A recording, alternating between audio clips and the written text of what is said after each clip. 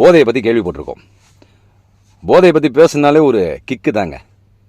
சரக்கு அடித்தா போதை வரும், ட்ரக்ஸ் ஏற்றுனா போதை வரும். இந்த மாதிரி போதைகளில் நிறைய வெரைட்டிஸ் இருக்குது. இப்போ பார்த்தீங்கன்னா போதை ஏறலன்னு சொல்லி பாம்பெல்லாம் கடிக்க வச்சு அந்த விஷத்தினால போதையை ஏற்றுறானுங்க.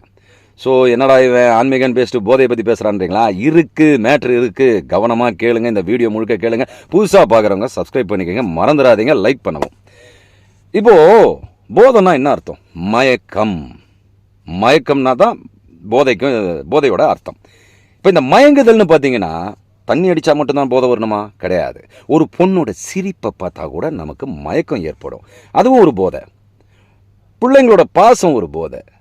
இந்த உலகத்தில் இருக்கிற நிறைய விஷயங்கள், நம்மளை மயக்கிற விஷயங்கள் இருக்குது பார்த்தீங்களா, அதுவும் ஒரு வித போதை. பணத்துக்கு மயங்குதல் அது ஒரு போதை. புகழுக்கு மயங்குதல் அது ஒரு போதை. இது போல் போதையில் ஏகப்பட்ட வெரைட்டிஸ் இருக்குது.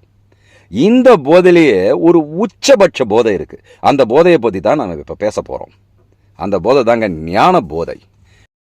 இந்த வீடியோ முழுசாக பார்க்க கீழே இருக்கிற பட்டனில் நான் அந்த லிங்கை கொடுத்துருக்கேன். அதை முழுசாக பார்த்து என்ஜாய் பண்ணுங்கள்.